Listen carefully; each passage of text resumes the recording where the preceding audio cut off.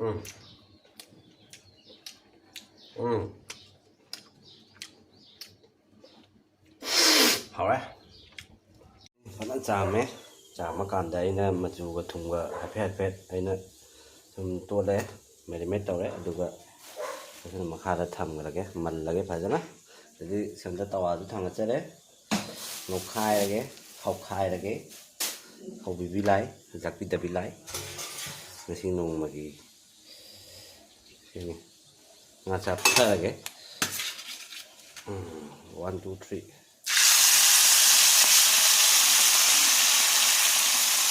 ahan lagi jam akal lagi mana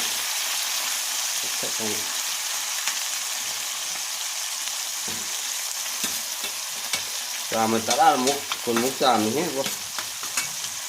thế mềm mà thăng tập nữa mình nhờ thế mềm ngà sẽ ngầu và sẽ cũng rồi đấy nó thông từ lần ấy cái đầu tôi đi kia mà sẽ một khai thầm thì nó có một góc tăng cái khá là độc giả đấy để chỉ làm như thế yêu này sẽ khác nó cái đầu tiên nó vậy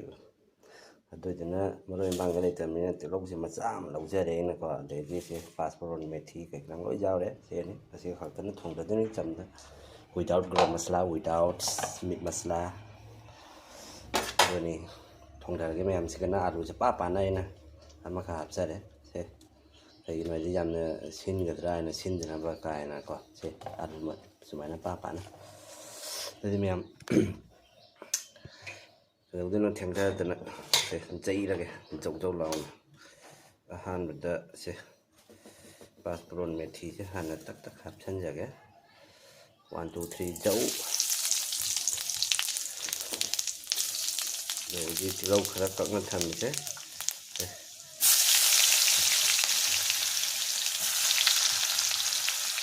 xem nó sẽ có một lục để mà người ta hấp không đấy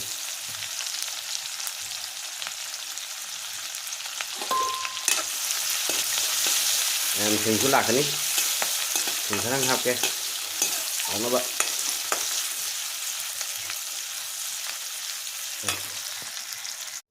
xin học cái co xin cái đây không chỉ mà phụ diêm rồi diêm không đấy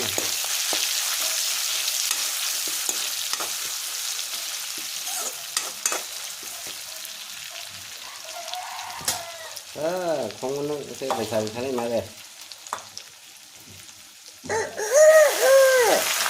xài đấy nha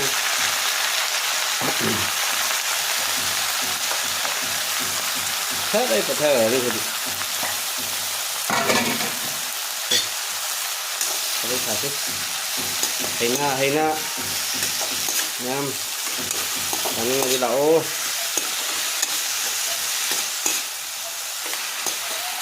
ini tiền mất tàu này mua một này ấy cả ngang con xem mình này mà nó chừng mà hiện mà là ní bù rồi thì đã không được qua con tàu lo cái này là không phải rồi mà là xa vào thì đây chỉ là mua chuyện cái xa được ra thằng như thế vậy xa bên chạy tôi thôi thì mày nó mấy cái gì mà nó mua sang xa vào được tiêu rồi thằng này là thật nhiều vậy chứ không thằng nó thằng video miệng mới thì không phải phải là xa vào phải là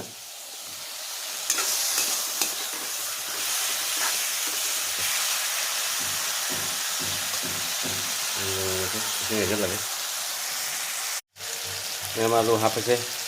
Kalau yang mana bayar cuma HP saja. Laptop ini tapi dah bilai. Kau bilai.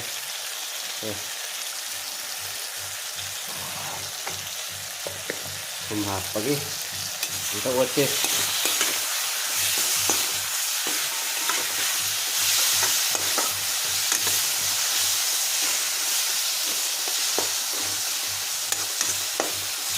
Em phát thai là gì? Tám giang là phát thai gì vậy?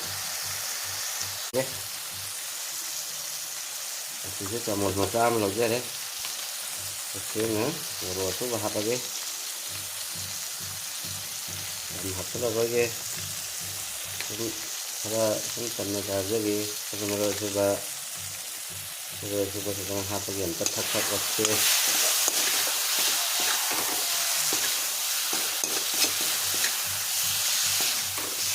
ꯃꯌꯥꯝ ꯋꯥꯈꯜ ꯅꯨꯡꯉꯥꯏꯇꯕ ꯁꯔꯨꯛꯄꯨꯗꯤ ꯋꯥꯈꯜ ꯅꯨꯡꯉꯥꯏꯇꯕꯒꯤ ꯁꯔꯨꯛꯄꯨꯗꯤꯀꯣ ꯁꯨꯃꯥꯏꯅ ꯑꯍꯥꯎ ꯑꯍꯥꯎꯕ ꯆꯥꯔ ꯂꯩꯊꯣꯛꯄꯤ ꯅꯥꯀꯜ ꯑꯃꯗ ꯅꯥꯕꯩ ꯇꯥꯏꯞꯇꯕ ꯈꯥꯡꯁꯤꯁꯨꯕ ꯁꯨꯝ ꯇꯧꯋꯤ ꯊꯤꯗꯣꯛꯈ꯭ꯔꯦ ꯃꯌꯥꯝ ꯀꯥꯟꯅꯗꯦ ꯏꯁꯤꯡ ꯍꯩꯖꯤꯜꯂꯒꯦ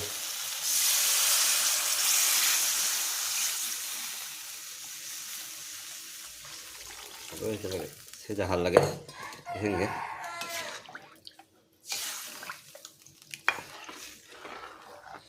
ꯆꯞ ꯆꯥꯔꯦ ꯏꯁꯤꯡꯁꯦ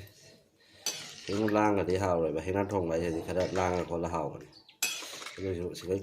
ꯂꯥꯡꯊꯣꯛꯈ꯭ꯔꯗꯤ ꯍꯥꯎꯔꯣꯏ ꯉꯥ ꯍꯥꯞꯄꯒ ꯑꯃꯨꯛ ꯆꯞ ꯆꯥꯔꯅꯦꯕ ꯁꯦ ꯃꯌꯥꯝ ꯑꯗꯨꯏꯗꯤ ꯃꯈꯨꯝ ꯀꯨꯞꯁꯜꯂꯒꯦ ꯍꯩ ꯃꯈꯨꯝ ꯀꯥꯏꯅꯣ ꯁꯤ ꯀꯗꯥꯏ ꯁꯤꯗꯤ ꯁꯦ ꯀꯨꯞꯄꯒ ꯘꯠ ꯁꯧꯕ ꯉꯥꯏꯃꯤꯟꯅꯔꯁꯤ ꯃꯌꯥꯝ ꯌꯦꯡꯁꯤꯀꯣ ꯀꯨꯞꯄꯤꯁꯦ ꯁꯧꯔꯕ ꯁꯧꯗ꯭ꯔꯤꯕ ꯍꯥꯏꯁꯦ ꯁꯧꯕꯗꯤ ꯃꯥꯜꯂꯦ 1 2 3 ꯁꯧꯔꯦ ꯁꯧꯔꯕꯅꯤꯅ ꯉꯥꯁꯨ ꯍꯥꯞꯄ ꯌꯥꯔꯦ ꯑꯃ ꯍꯥꯞꯄ ꯌꯥꯔꯦ ꯃꯌꯥꯝ ꯍꯥꯎꯒꯗ꯭ꯔꯅꯦ ꯑꯩꯒꯤ ꯈꯨꯊꯣꯡꯁꯤꯕꯨ ꯉꯥ ꯍꯥꯞꯄꯒ ꯁꯨꯃꯥꯏꯅ ꯉꯥꯁꯦ ꯈꯛꯇꯪ ꯊꯝꯍꯧꯒꯦꯔ ꯍꯥꯏꯐꯦꯠ ꯌꯥꯝꯃꯤ ꯅꯨꯡꯗꯥꯡꯒ ꯊꯝꯍꯧꯔꯗꯤ ꯊꯕꯛ ꯂꯥꯛꯑꯣꯏꯗ꯭ꯔꯣ ꯅꯨꯡꯗꯥꯡꯒꯤ ꯍꯥꯏꯐꯦꯠ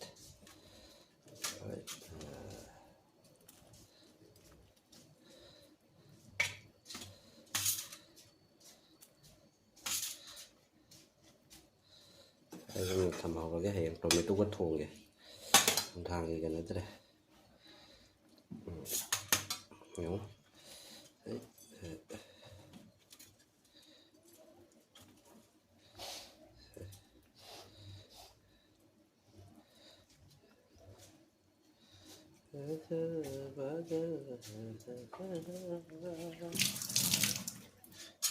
ꯌꯥꯝꯁꯦ ꯎꯕ꯭ꯔꯥ ꯁꯤꯒ ꯌꯥꯎꯔꯦ ꯁꯤꯡꯁꯨ ꯌꯥꯎꯔꯦ ꯃꯣꯔꯣꯛ ꯑꯇꯦꯛꯄꯁꯨ ꯌꯥꯎꯔꯦ ꯑꯁꯤꯅꯤꯀꯣ ꯐꯤꯅꯤꯁꯤꯡꯒꯤ ꯑꯗꯨꯗꯤ ꯑꯃꯨꯛ ꯀꯨꯞꯁꯜꯂꯁꯤ ꯁꯥꯎꯍꯜꯂꯒꯦ ꯃꯅꯤꯡ ꯇꯝꯅ ꯗꯣꯜꯂꯒ ꯐꯗꯤꯒꯣꯝ ꯍꯥꯞꯊꯒꯦ ꯃꯌꯥꯝ ꯌꯦꯡꯁꯤꯀꯣ ꯂꯣꯏꯁꯤꯟꯕ ꯌꯥꯔꯕ ꯌꯦꯡꯁꯤ ꯃꯌꯥꯝ 1 2 3 ꯆꯥꯛꯂꯝꯒꯂꯦ ꯃꯥꯏ ꯃꯅꯝꯁꯦ ꯇꯥꯕꯗꯅ ꯑꯩꯅ ꯑꯂꯨ ꯄꯥꯅ ꯍꯥꯞꯄꯤꯁꯦ ꯃꯨꯜꯂꯕ ꯀꯩꯅꯣꯁꯦ ꯑꯂꯨꯁꯦ ꯁꯤꯗꯤ ꯄꯨꯈꯝꯗ ꯐꯖꯅ ꯄꯨꯊꯣꯔꯒ ꯂꯥꯛꯅꯒꯦ ꯁꯤꯗꯤ ꯅꯪ ꯀꯩꯅꯣ ꯃꯑꯣꯡ ꯑꯃꯅꯤꯅꯦ ꯁꯤ ꯑꯂꯨꯁꯦ ꯌꯥꯝ ꯎꯁꯤꯠꯇꯦꯅꯦ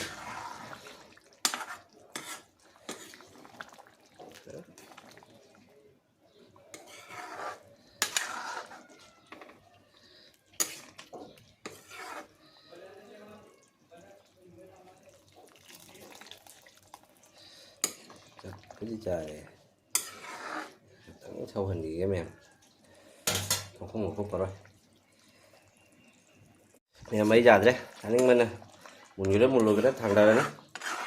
ꯑꯩ ꯋꯥꯈꯜꯗꯗꯤ ꯌꯥꯔꯦꯅ ꯂꯦꯞꯆꯔꯒꯦ ꯃꯇꯥꯡ ꯑꯁꯤꯒ ꯐꯗꯤꯒꯣꯝ ꯍꯥꯞꯄꯒꯦ ꯑꯃꯦꯠꯄꯤꯒ ꯃꯦꯠꯂꯔꯣꯏ ꯌꯥꯗ꯭ꯔꯦꯕ ꯆꯥꯛ ꯂꯥꯝꯃꯦ ꯑꯌꯨꯛ ꯉꯟꯇꯥꯗꯒꯤ ꯀꯩꯁꯨꯝ ꯆꯥꯗ꯭ꯔꯤꯑꯕ ꯃꯌꯥꯝ ꯑꯌꯨꯛ ꯉꯟꯇꯥꯗ ꯉꯁꯤ ꯆꯥ ꯊꯛꯀꯗꯕꯁꯨ ꯑꯩꯅ ꯒꯦꯁ ꯀꯥꯈꯠꯂꯛꯇꯅ ꯊꯛꯇ꯭ꯔꯦ ꯐꯗꯤꯒꯣꯝꯁꯦ ꯉꯁꯤꯗꯤ ꯍꯣꯡꯉꯦ ꯂꯨꯄꯥ 10ꯒꯤ ꯃꯄꯨꯟ 4 ꯇꯧꯔꯛꯑꯦ ꯑꯆꯧꯕꯗꯣ ꯑꯗꯨꯅ ꯈꯔ ꯌꯥꯝ ꯊꯣꯝꯖꯤꯜꯂꯦ ꯍꯤꯟꯖꯥꯡꯁꯤꯗ ꯌꯥꯝ ꯂꯣꯏꯁꯤꯟꯖꯔꯦ ꯑꯩꯒꯤ ꯂꯦꯗꯤꯡ ꯐꯥꯏ ꯄꯨꯈꯝꯁꯦ ꯀꯥꯏꯅꯣ ꯇꯨꯁꯜꯂꯦ ꯆꯥꯛ ꯈꯛꯇꯪ ꯂꯧꯖꯔꯦꯀꯣ ꯌꯥꯝꯗꯦ ꯁꯤꯅ ꯆꯠꯐꯝ ꯑꯣꯏꯅꯕ ꯒꯦꯁꯀ ꯃꯨꯊꯠꯈ꯭ꯔꯒꯦꯗ ꯁꯧꯅ ꯁꯨꯃꯥꯏꯅ ꯁꯨꯃꯥꯏꯅ ꯃꯥꯏ ꯃꯊꯛꯁꯤꯗ ꯑꯂꯨ 2 ꯑꯃꯒ ꯃꯍꯤ ꯈꯛꯇꯪꯒ ꯆꯥꯔ ꯍꯥꯏꯔꯛꯀꯦ ꯁꯤ ꯀꯨꯞꯁꯟꯖꯔꯒ ꯆꯥꯔ ꯍꯥꯏꯔꯛꯀꯦꯀꯣ ꯃꯌꯥꯝ ꯍꯥꯎꯕ ꯍꯥꯎꯇꯕ ꯃꯌꯥꯝꯁꯦ ꯂꯩꯔꯦꯀꯣ ꯁꯦ rồi ý thì hành cả tăng học nàyจะดีรวยแล้วก็หมูสวยเมื่อกี้ใช่làm hậu qua tụi bà hãy cho ra kê sai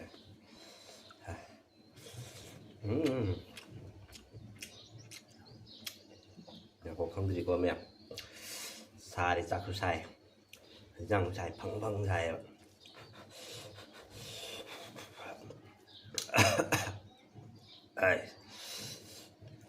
mà lu sẽ mừng đấy nè cắm ba bả rồi thì mừng vậy mình một lối chụp tuồng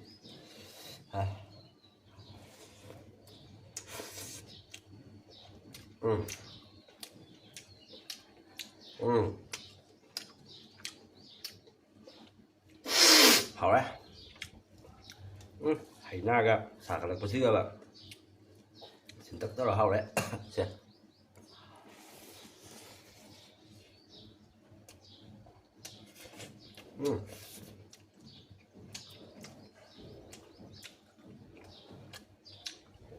à, mèo